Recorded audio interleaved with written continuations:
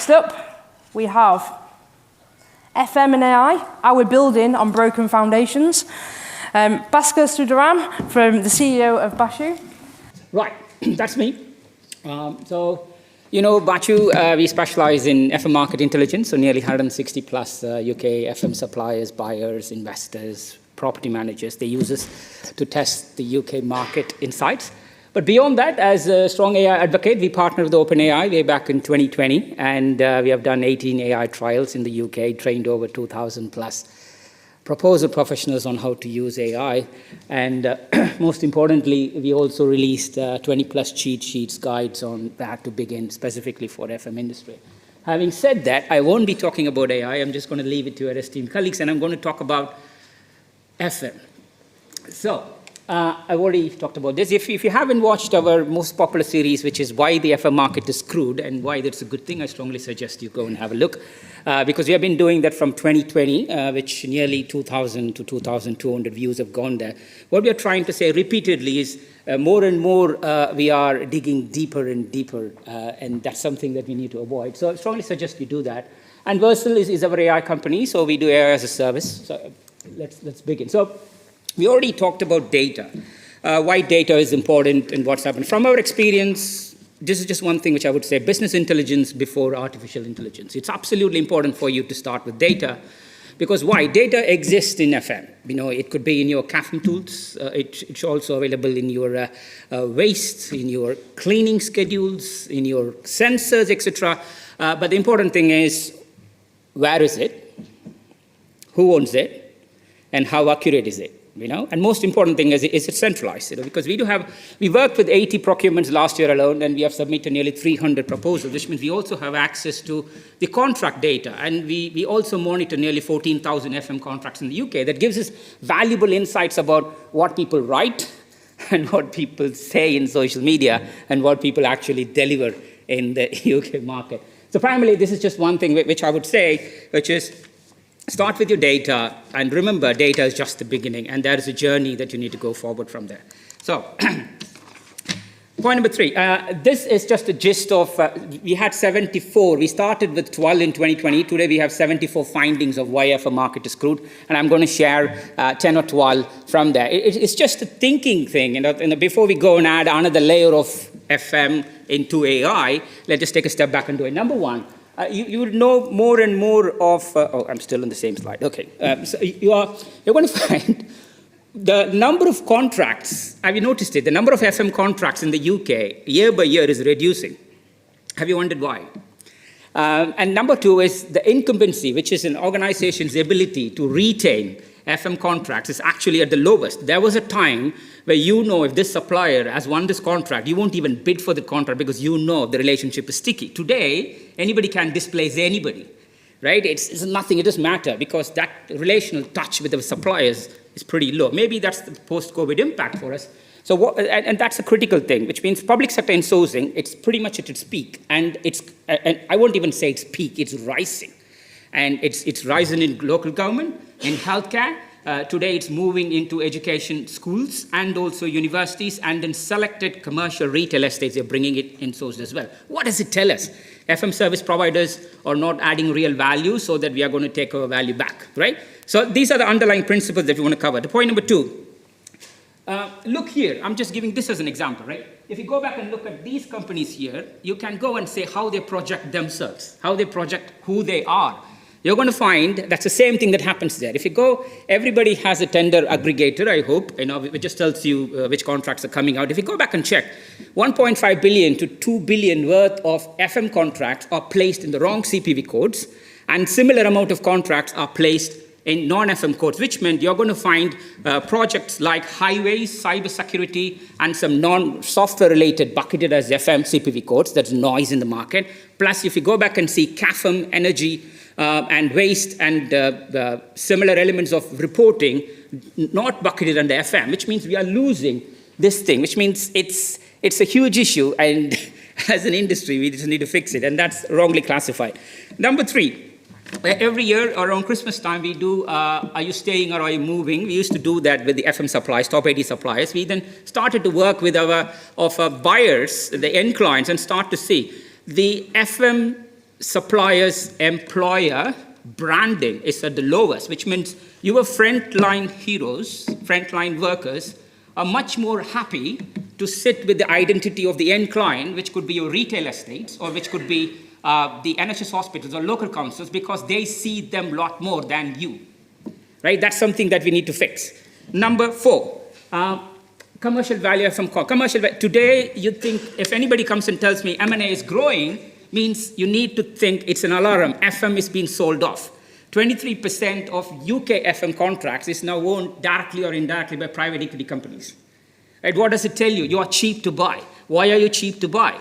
Because your commercial value of the contracts is coming down year on year from 2020, which meant any FM, and today, 90% of the investors who used to work pre-Brexit have exited the market. These are the long-term investors who invest with you, stay with you. Today, it's all about 3 to 5 year flipping cycle. So what that meant, that comes with the experience of how FM is perceived. So these are some of the hard truths. There is a lot more. You can go back and watch it. So I know everyone loves FM, and this is World FM Day. Anybody know when is World FM Day?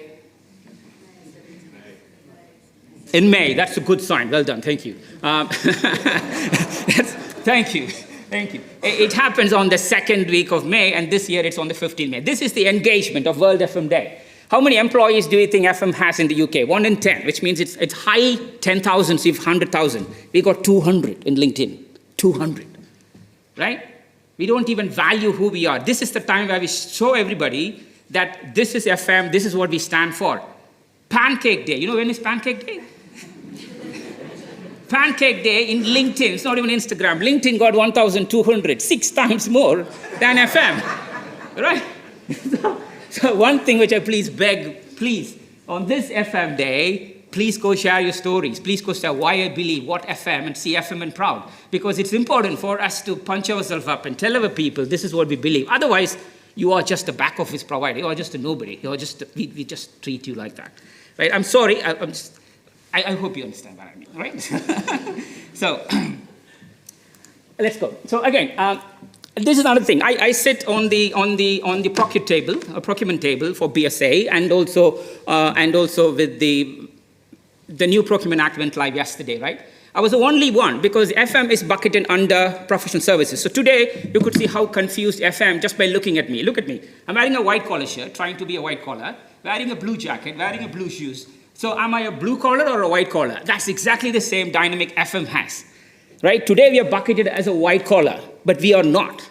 What does it mean is when I entered the FM procurement roundtable as the only person nominated by the UK government, first question being asked, how come you're here? Because everybody else there is from McKinsey, Deloitte, and funnily enough, many of the FM suppliers today use the same companies to dictate your FM strategy. You know, it's an irony. So important thing there is, if we don't, the market doesn't perceive us as a critical service provider. We know that from the key worker issue that we had in 2020. That continues again. Again, it's the same thing. If we don't value ourselves as a critical worker, nobody will. And that's absolutely important because we don't have a say within the government because we are way bottom in the PBS cycle. So let's go. So pandemic, FM tend to accept itself as I've written the slides in a narrative format because I had a severe eye infection, and I thought if I'm unable to commit, at least you can read it. So it's written there. Please do read it. I was angry, so it's you can see that you're just okay. Yeah. So primarily, what you'll find here is we tend to call our lack of direction as adaptability, right? When COVID started, everybody talked about, we need to clean, we need to do all these things, it's important. When workplace started, today we are workplace. Then we all jumped into sustainability. Today we all are going to talk about AI.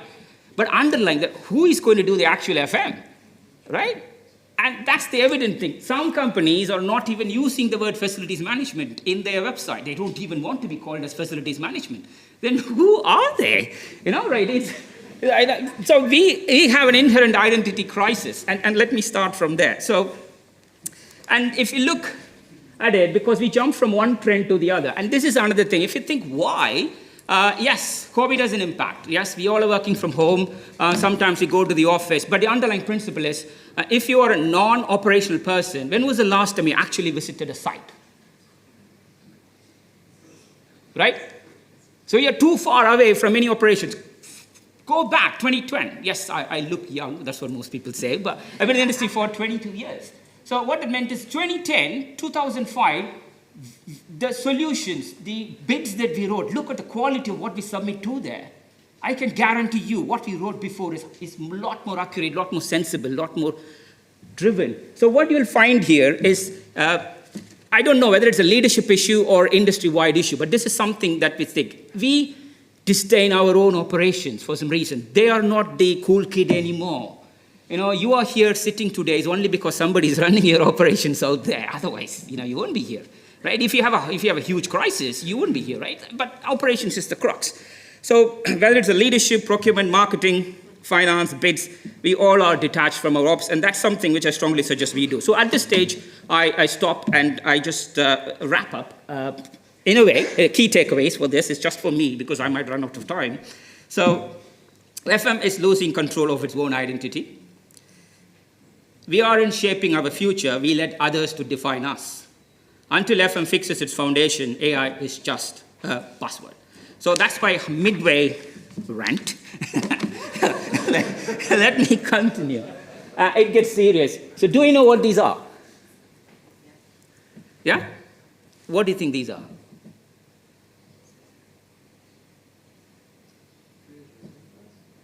Yes, I sit as non-exec with 3 hospital trusts, right? Why do you think hospitals insource their service? Because we don't deliver? No. Because they believe we don't look after our frontline employees. I can go back and check. Please go and check. Do we actually know how many FM people we lost during COVID? Is there any one number? We don't. We just walked away. And these guys didn't write in the armed forces like a covenant, I'm going to stand for my country and fight, right? These are the lowest paid living wage people who died. I know 2 cleaners personally. They died. Right? I just want you to go back and check within your company how many fallen heroes can you name. And we as an industry, at least this May 15th, needs to do something about it. Because in 2020, we just went up and said engagement, we all were clapping our hands, everything forgotten. Right? Today we talk about AI. Yes? And this is absolutely, so today the anchor point for me is, yes, I've done AI. Yes, I'm going to speak in Amsterdam next month talking about how great AI is. But I care for FM and you do. Right? So the point here is, at this conference, do we honor AI? Yes, we do. But let's also try our best to honor our frontline heroes. That will be my plea for you. So if you might, these are from the 2 hospitals, Hillingdon Hospital and there is another hospital. Yes, so, and we need to have something that is a memory. Every year, you know, we do the badges for armed forces. We do need to do that part of FM because 1 in 10 is us. And we do need to commemorate them. We do need to celebrate them. Otherwise, people will forget. We already forgot them, right? We already forgot them. And that's it. So again, it's just a people badge, you know, people badge. We are great in assets. Just tell me 1 contract, asset register is working. 1 contract. Yeah? We have CAFM tools. We have CAFM tools. We are amazing. You know, we label loaded 4.2 million assets. You know, so many of you know my wife is diagnosed with stage 4 cancer, right? So, and I'm sitting and doing this asset register, thinking, what? You know, I mean, like, so you have SFG 20 as a standard. This is another thing. If SFG 20 is gold-plated, let's just go back and tell them, guys, your SFG 20 is not fit for purpose. Go fix it. Because more and more people come with the SFG 20 standard, then we say, no, that's not how we maintain an asset. This is how we maintain an asset. Which means we spend, and the underlying principle is we blame it on the client. We blame it on the tender and say this data is incomplete, it's not accurate, and it's wrong. But remember, that data comes from an FM supplier. Yeah, and so you are telling yourself, sorry, we are not great, you know? So as an industry, don't you think it's something that we need to stand up for and say, hey, we know how to manage your assets. We are just telling them, we don't manage our people, we don't manage your assets. So what do we manage, actually? You know? So, sorry. Right, let's go to the next one. Sustainability, right? It's an industry, and I've been telling it's an industry. Again, we jumped on this bandwagon. If I go and benchmark one supplier sustainability report to the other sustainability report, you know it doesn't match. You know, if I go back and say the same supplier to 5 different contracts, the 5 different contracts measure sustainability differently, it doesn't match. We already let it loose, and still many companies are into net zero and stuff. My big question to you is, it's just 1% adoption in the world now. AI has just been adopted less than 1%. Still, the emission that comes from AI is greater than the country Russia. Right? Every single one of you is going to adopt AI, which is amazing, but who is going to monitor, measure the carbon net zero? If we believe we are great in sustainability, I would start with the speakers today who's going to come today afternoon and say, hey, we have done AI, plus this is our AI impact. I think it's important for us to just say, yes, we are, because tech companies won't do. They will push us towards it. And we need to stand up and say, guys, there is a balance. Right? Do we need AI? Yes, we need AI, but at some point it's not good for us with carbon because we as an FM, we say it's wrong. Otherwise, we all will be jumping in it. So the important thing there is, do we know the environmental cost of AI? If so, let's just go and do it. And again, collectively, preferably, but if not, at least as an individual company. So I'm not even going to go there. We all celebrate IWFM awards, but I'm not a big fan of these things. But let's just do that. Anybody from IWFM here? Yes. So, in 2019-20, we track the social media feeds for top 80 companies, and then we benchmark that with what they say outside to what they say inside to just see how much is real, right?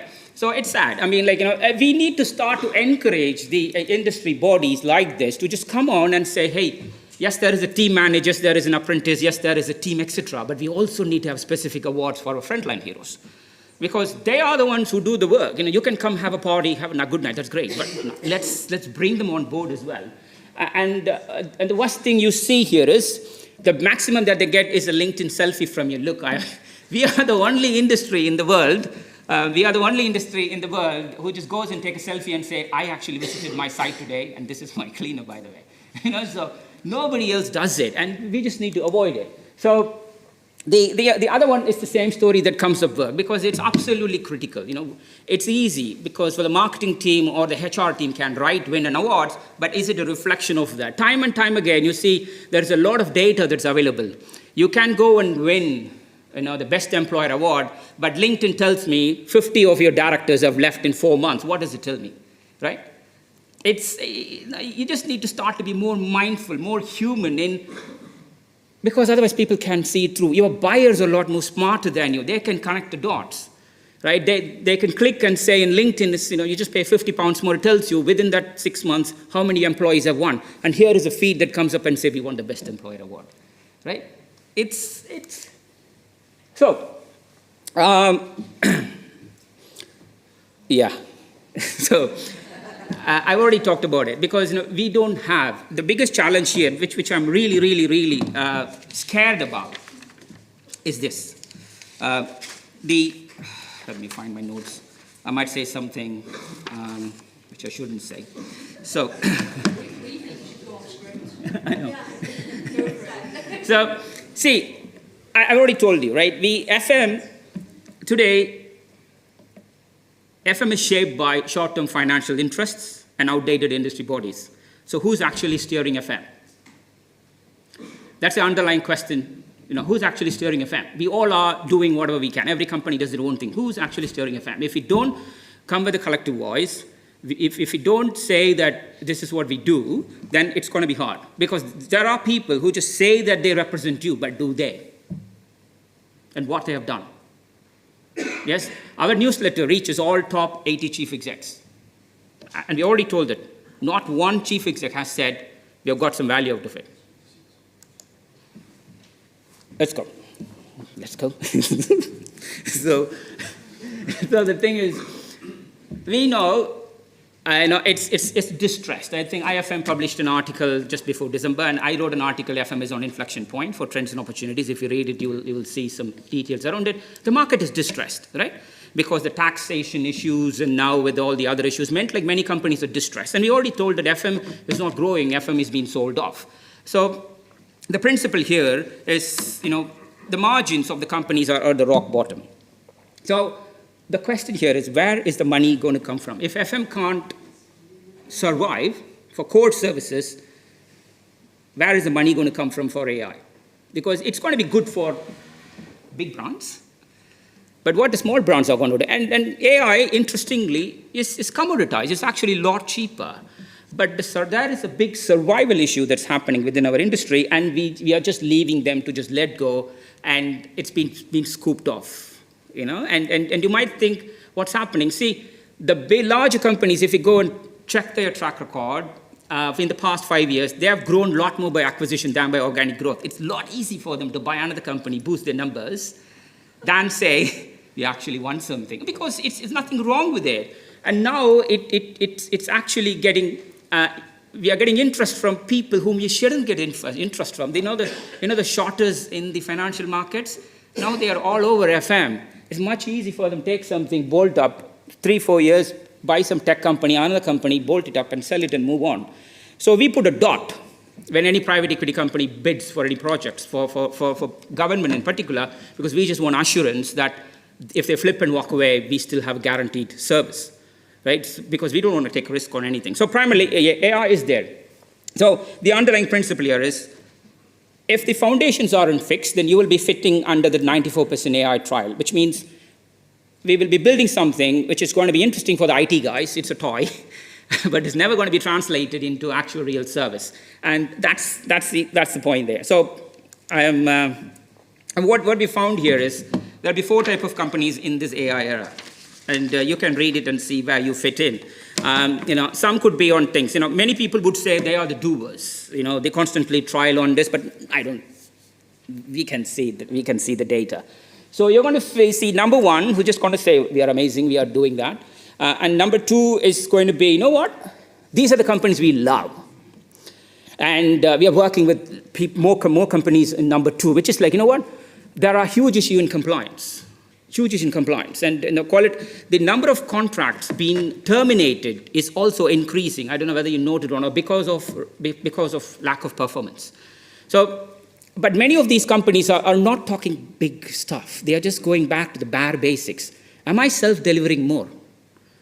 Am I looking into my supply chain, and am I looking into compliance? Am I looking into my engineer skill set? Am I looking into how I treat my cleaners? Just going back to the bare basics, the pure FM. You know what? Those are the people we believe we want to succeed in the market. So the flippers will exist, flippers, PE-backed companies who just come. It's nothing to do with them. They come and they flip, they move, next company flip, because there are enough ignorant people. Interestingly, the Americans don't want to know FM. They just think that's an asset. You are an asset for them, right? You just come, click, flew by. That's it. You just move on. So you can look into the way your company behaves and ask yourself, I'm not going to judge anyone, ask yourself, are you talking? Are you fixing, flipping, or doing? You might have a mixed ability, and you might say, I'm actually talking and flipping at the same time. You could be multitasked. I don't know. You could be. But we just do.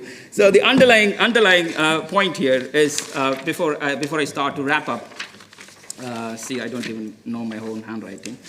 1 second. Yes. So what I want to say that is FM as an identity problem, as we looked, FM as a data problem. FM also has a credibility problem, and FM has enough problems anyway. So, sorry, I couldn't find my notes. So let's move. What else? Yes, is AI built on broken foundations? Yes, I know this wasn't an organized presentation, sorry. I know that this is much more like less orderly, but hey, come on, I'm part of FM, and we are never orderly, right? So we just go wing it, and we just make it work somehow, right? We just make it work, and that's it. So my humble advice to you is this, focus on your foundations. Within your company, see what you can focus on, people side, data side, credibility side, identity side, whatever you can. Start from there before you do anything more. And if you're doing AI, it's fine. There are enough resources, enough great people here.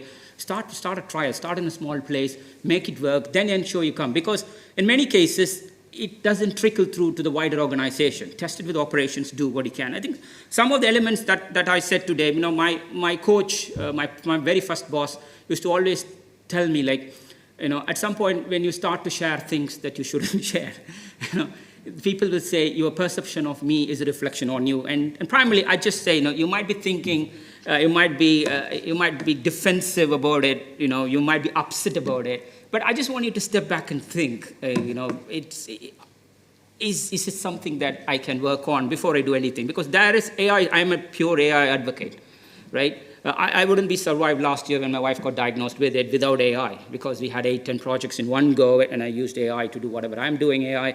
So it's there for us. But we need to know before you do AI, there is the right way of doing it at the right time and for right reasons. So and there is always a time for AI, but use it for the right reasons.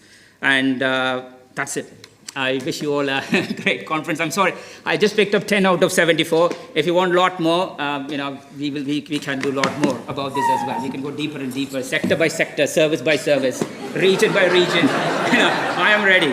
So we can just knock off. But thank you very much.